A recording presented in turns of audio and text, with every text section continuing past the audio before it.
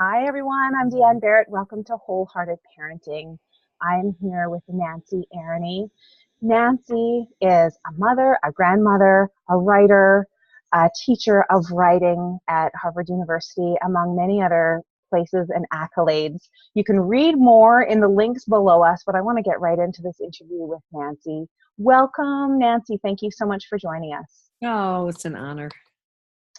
Nancy, I know that on your website and lots of other places, you humbly say, I can't teach people to write, but what I can do is create a safe place for writing. So tell us what you know about how to help people feel safe, because I know that's so critically important in any relationship. You know, I didn't know that it was critically important until I got myself into an unsafe writing group. Very late in life, actually. And I arrived after this group had been meeting for many years, and they were solidly connected.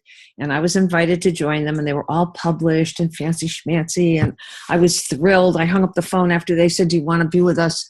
And I screamed. I ran through the house going, I have to lose 15 pounds by Wednesday. And I just tell you, you don't have to be thin to be a writer. That's my issue. And then I said, oh my God, what should I wear? What does a writer wear? Black. So I wore black. And I got there, and there was a pre-designated reader. They met every week, and there was always somebody that was going to be reading. And she reads her piece, and it's stunning. Absolutely fantastic writing. And when she finished reading, the first person who responded said, you know, Harriet, I felt that your characters were really rather one-dimensional. I mean, I couldn't relate to them. My whole stomach went into like a spasm. And then one by one, everyone in that room told her something that was wrong with the piece. And then there was a peach cobbler. I'm a dessert person. I don't make desserts, I eat them. And it was phenomenal. I went to the University of Virginia. I know good peach cobbler. Thick crust, hot, beautiful. They had Haagen-Dazs vanilla, honey vanilla ice cream. It was unbelievable. And I glommed, and I socialized, and I got home, and my husband said, so, how was it? And I said, oh my God, the peach cobbler was great. He said, no, babe, the writing. And I said, mean-spirited, actually. And he said, are you going back? And I said, oh, yeah, of course. I'm going to learn from these people. They're pros.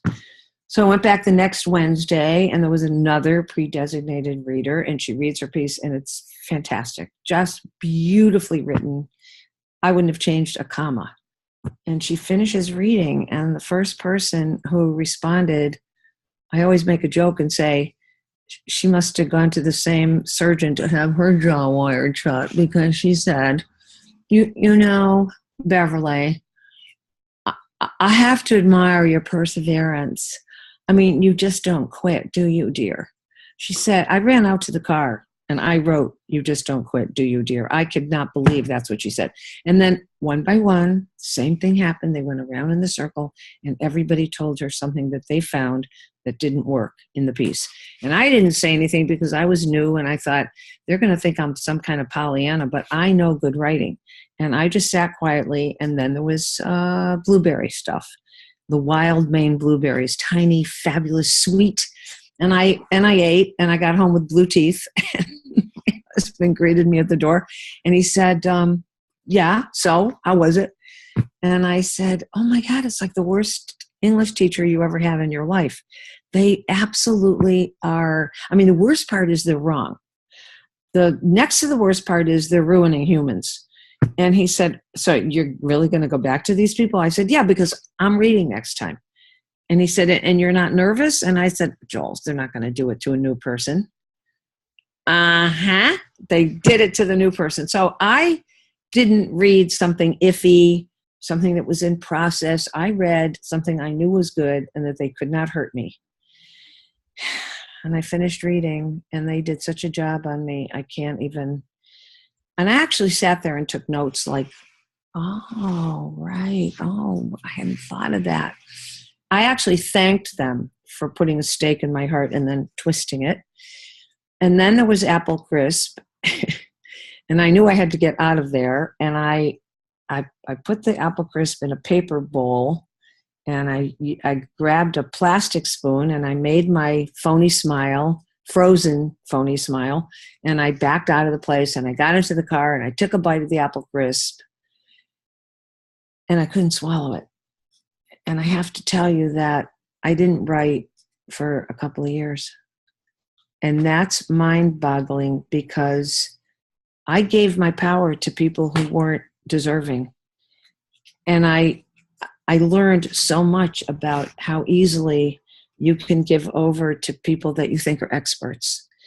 And then my husband and I had a very lucrative business, and we went broke. We made money for about 8 years, and then we lost everything. So I had to quickly get a job. I had to get real and say, okay, I'm not rich anymore. It was like 8 years of having money, which was so much fun. Hardback books, cashmere sweaters, dinner out, traveling. It was great. And then losing everything was not horrifying because I had already grown up poor. So I just was like, oh, welcome back. I know how to do this. But it was scary, a little scary.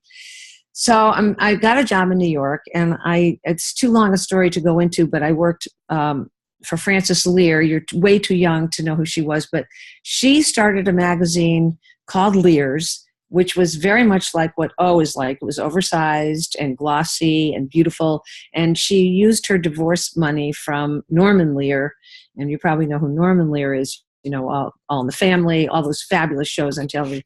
We used that money, and she started this magazine and hired me as an editor. And I moved to New York, and I worked Monday, Tuesday, Wednesday, Thursday. And on Friday, she fired me. And I went back to Connecticut with my tail between my very broken legs, very, very sad, and unbelievably ashamed. I'd never been fired before. Of course, I found out later that she was bipolar. I didn't know what that was at the time, but the managing editor said she hired you on an up day and she fired you on a down day. Don't take it personally. Well, I did take it personally. Meanwhile, it was too late to get a teaching job. School had started. So I just put this little ad in the paper, writing workshop in my home. Now, I have to say that I had never even, I don't think I even knew what a workshop was. And I certainly never facilitated a group. And I got 12 people that called, and they gathered in my living room. And you know what happened? The exact same thing as that mean-spirited group. They tore each other apart. And I didn't know how to stop it. I didn't know what to do. I would take notes, and I would tell them what I thought was great, and they tore each other apart. And what I saw visually, I saw shoulders go up. I saw faces get constricted, and the writing got generic. It was very, very, they were afraid to take chances. By the end of the 10 weeks, it was 10 Tuesday nights. We had a little recital. I rented chairs. We had strawberries and champagne. They invited their guests. I hated myself, and I hated them, and I was miserable. And the thing ended, and I said, I'm never doing this again because I don't know how to do it. And then I put another ad in the paper, writing workshop in my home. And this time when people called, I actually said, do you know me? And if they didn't, I took them. And I just sort of knew I had to reinvent myself completely. So they gathered in my living room, and I said, look, I've only done this once, and I failed miserably. But I learned something crucial, and that is that creativity requires safety. You will be safe here. So I have one rule, and it started many years ago, and that rule is when you finish reading, we will tell you what we loved. That's it. And I announce right in the beginning, this isn't about editing. It's not about publishing. It's not about product. It's about process. And I just want you to leave here juiced and inspired.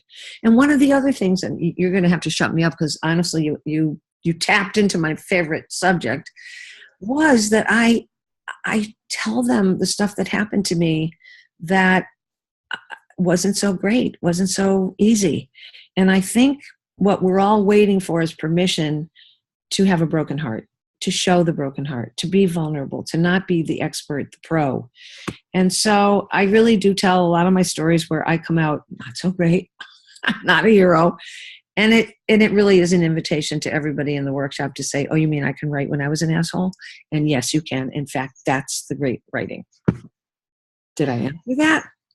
I love that because I think, we were talking yesterday on the phone about the world of parenting, and so many people are walking around pretending everything's fine, my family's okay, everything's looking great, and the reality is there are pieces that are so devastatingly difficult, and if only we could be together in those things Honest. rather than pretending. Right, exactly.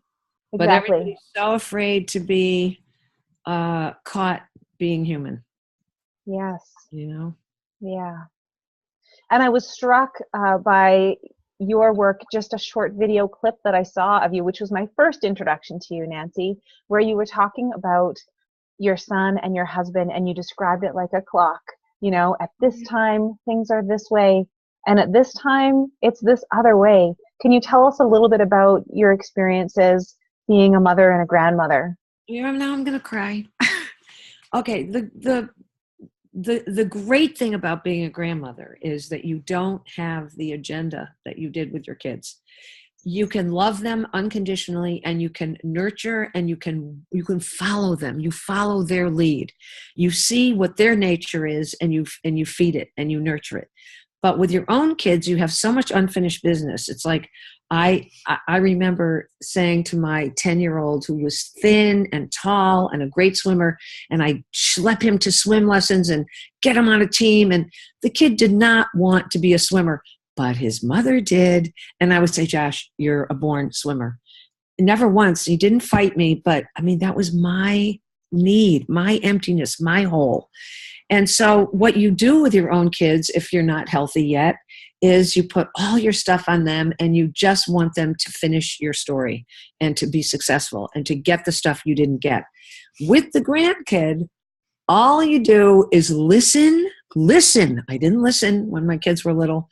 You get to, Bowling for Columbine, Michael Moore's movie? I do. Remember when they asked Marilyn Mason, the singer that looked, okay. Yeah, Marilyn Manson. Yeah. That's it. They said to him, what would you say to the kids? What would you tell the kids? Do you remember his answer? He said, Yeah, I wouldn't tell them anything. I would listen.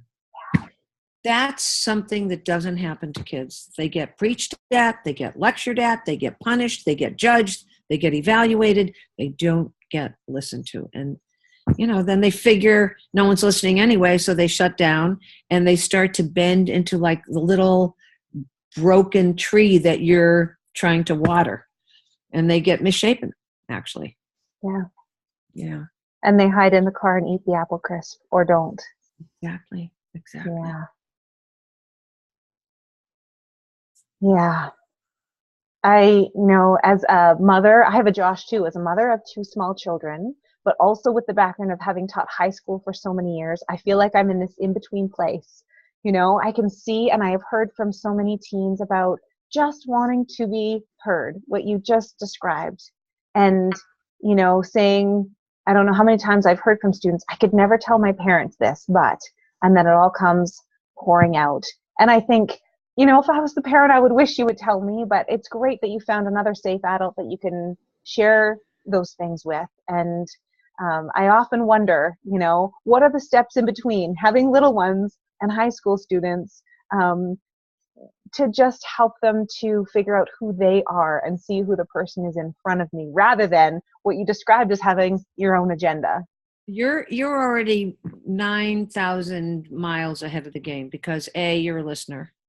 You're a teacher. You're obviously a very fine parent. And if you've got a good partner, I had a good partner, your kids are probably going to be healthy. Mm-hmm. Thank you for that. Thank you for that. The interesting thing about Dan, the one that was sick, and that the one you referred to with the clock, Mm-hmm.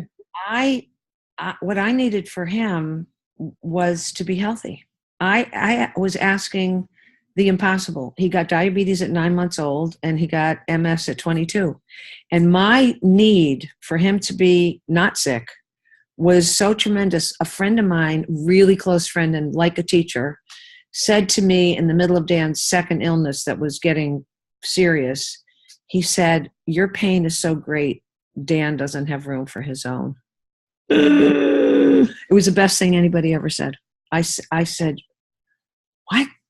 Well, what am I supposed to do? And he said, you can have your pain, but not in front of Dan. So honestly, what I began doing was I began pretending, because he lived, we bought him a house in Vineyard Haven, which is a town 20 minutes from where I am.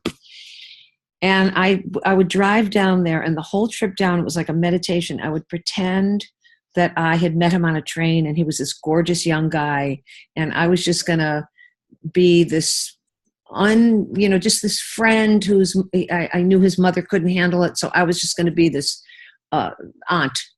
And I would walk in and go, dude, and when I was successful at it, he rose to the occasion. And he wasn't angry, and he was sweet, and he was funny, and I got to hear the stuff that he wasn't telling his mother. Moi.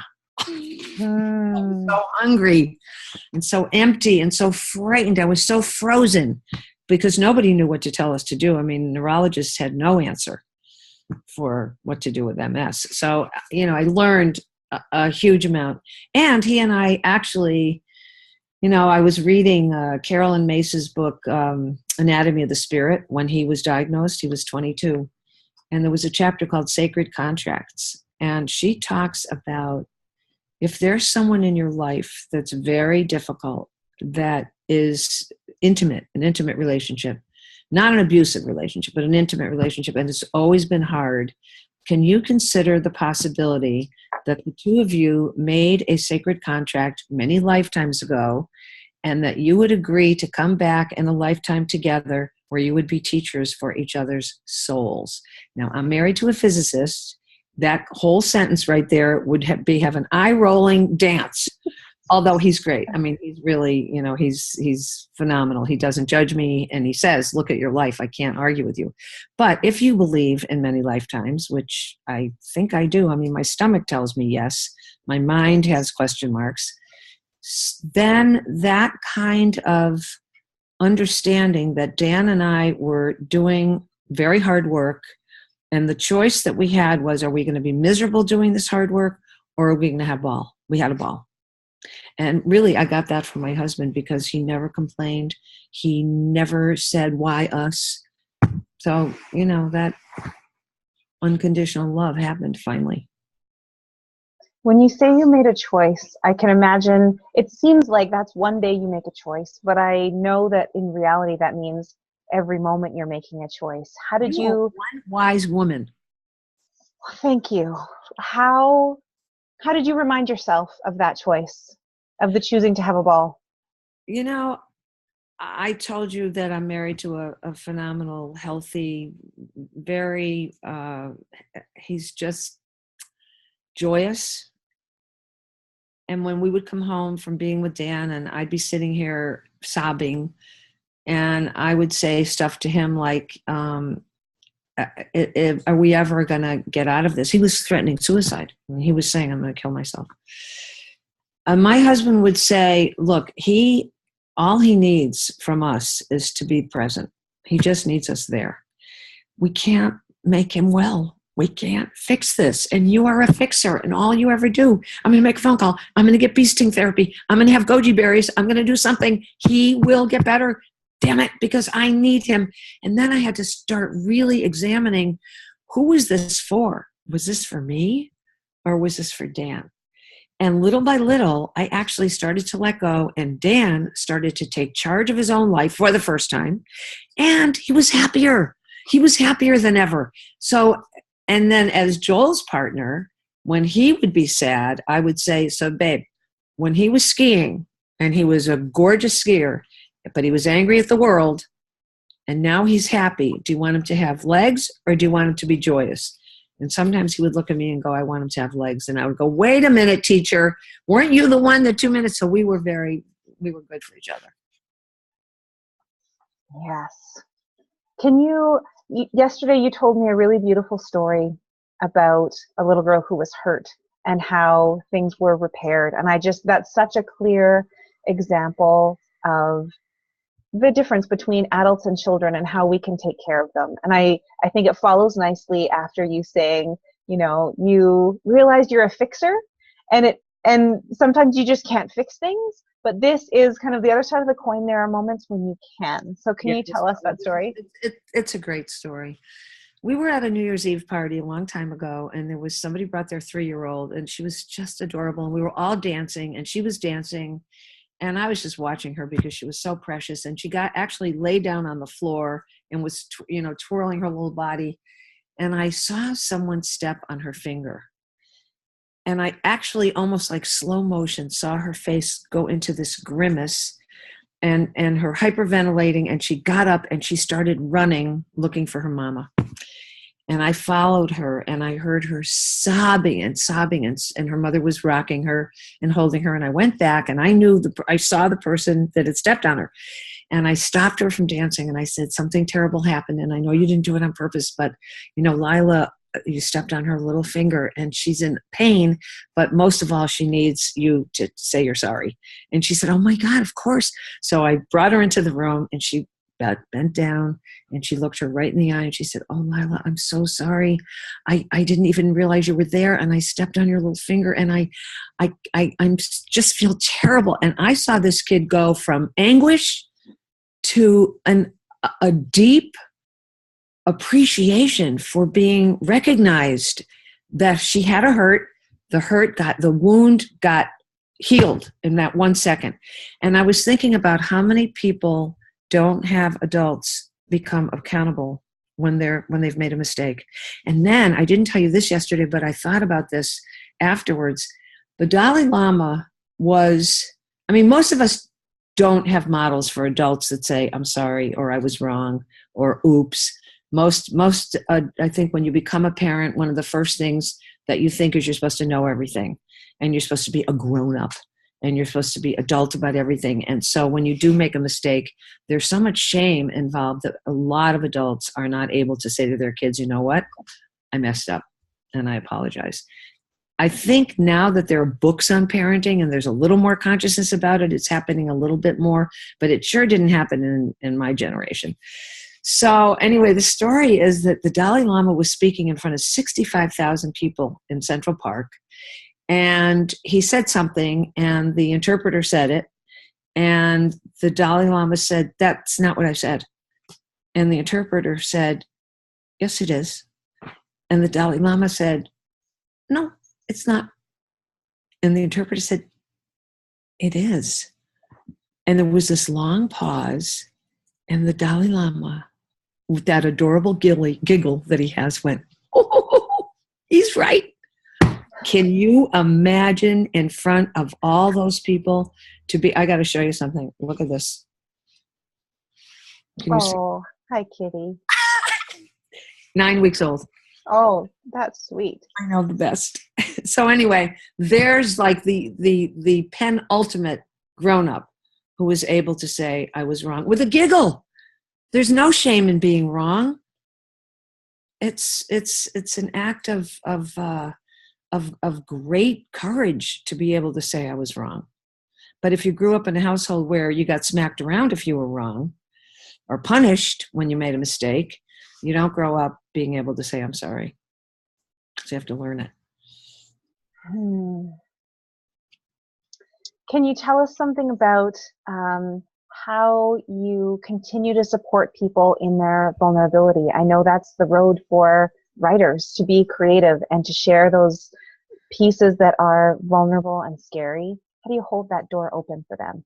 Well, I say often, I don't teach writing, I teach gushing. I teach hyperbolic praise. And I think it's because I bloom when somebody says, oh my God, you're unbelievable. Oh my God, I read that thing, it was great. Your hair looks great. So I think it's just a natural thing that I have. But when somebody finishes reading and I'm taking all the notes, my first response is hyperbolic. Oh my God, brilliant, brilliant, brilliant. And they make fun of me, and then they start doing it. And so I model it. How do I stay? I get so much. Here we have I just finished a class today. 16 people telling the truth, crying and laughing, being able to be so trusting with their own souls and their hearts, and everyone held them with care. you end up cheerleading. You don't end up competing. You end up saying, you go girl. So everybody tells these stories, and how can your heart not just break every time over and over? And I'm very lucky I sob, so I can sort of cleanse each week when the class is over, have myself a good sob. And there are toxins in tears. I volunteered and taught these little kids in elementary school here. The exact same workshop, writing from the heart. I do exactly the same thing. I tell them, that one of the most important things is to stay in your heart, to keep it open. And I say, you're going to be in 7th grade next year, and then your heart's going to shut down a little, and you're going to be cool. And all of a sudden, you're not going to cry anymore, and everything's going to be fine. And I want you to keep a best friend, and I want you to tell your best friend everything and trust. And if that best friend burns you, then you're going to get another best friend, but you cannot shut this heart down. And boys, it's going to be really hard for you guys. So this boy reads his piece, and it was about being in a soccer game, and it was muddy on the field, and he slipped and he fell and he hurt himself. And he was sort of crying, and the kids were making fun of him.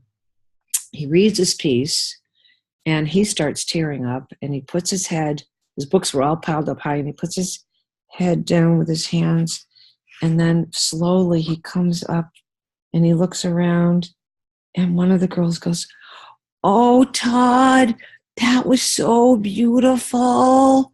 And of course he was like, he bloomed, and everybody in the group told him what they loved.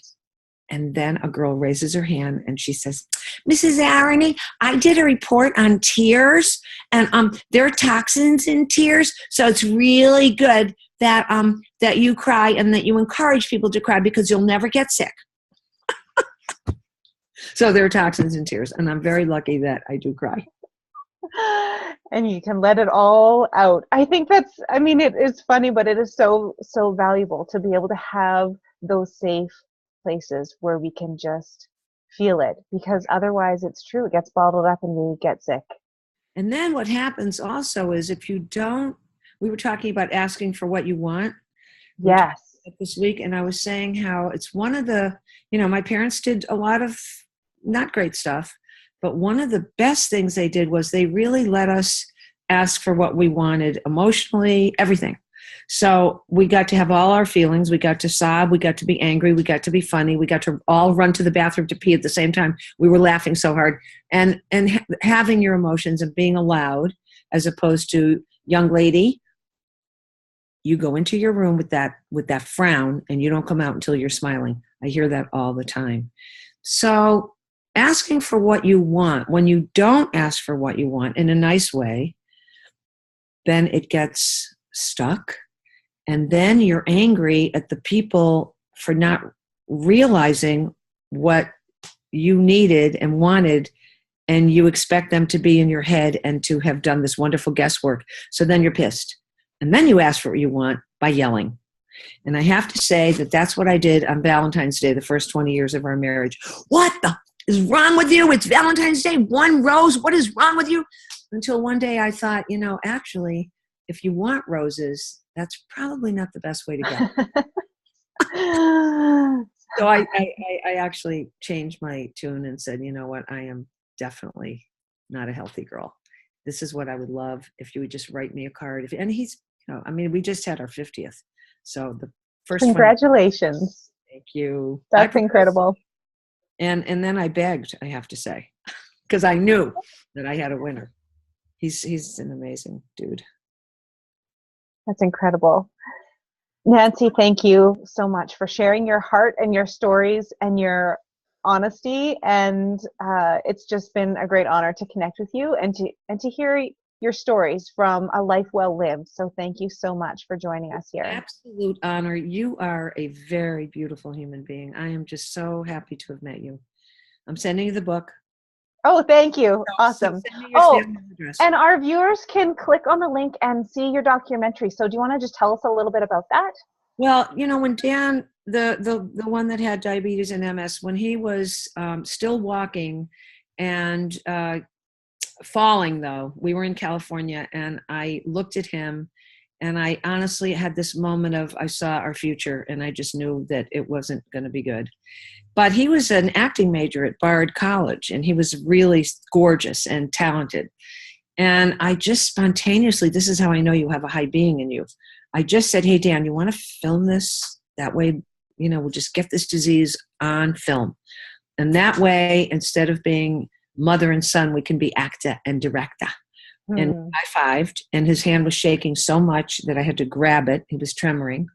And I got a camera, and I started filming him. In retrospect, I was putting a camera between his rage and my terror, but it worked because I was able to interview him. I'll tell you one quickie, and then we can go. We had to catheterize him because he couldn't pee anymore. And he had a fabulous acupuncturist named Harry who lives on our island. And he also had a polarity therapist from Boston that used to come in and sleep over for 2 nights, and he would give him 4 treatments of polarity therapy.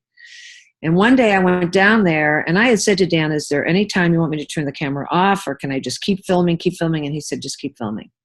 And I walked in, and my husband was on the floor catheterizing Dan. And there's Harry. He had just finished his acupuncture treatment, and Tom had just gotten there. And Tom was this really beautiful gay guy that just, Dan, they got along beautifully. And I walked in and I went, oh my God, Tom, Dick, and Harry. And I got my first laugh out of Dan. And you know what? He started to have a great time with it. His little ego was like, he loved being an actor. And it's a documentary that, it kind of shows his arc of surrender, but I have 50 more hours and maybe I'll do the second part. Thank you so much for sharing that with us, because I know that stories are so powerful because people can see themselves somewhere in there and find a little bit of a piece of themselves that they couldn't express. So thank you so much for sharing that with us, Nancy. Yes. Be well. Thank you so much. You're welcome, sweetheart. Bye-bye.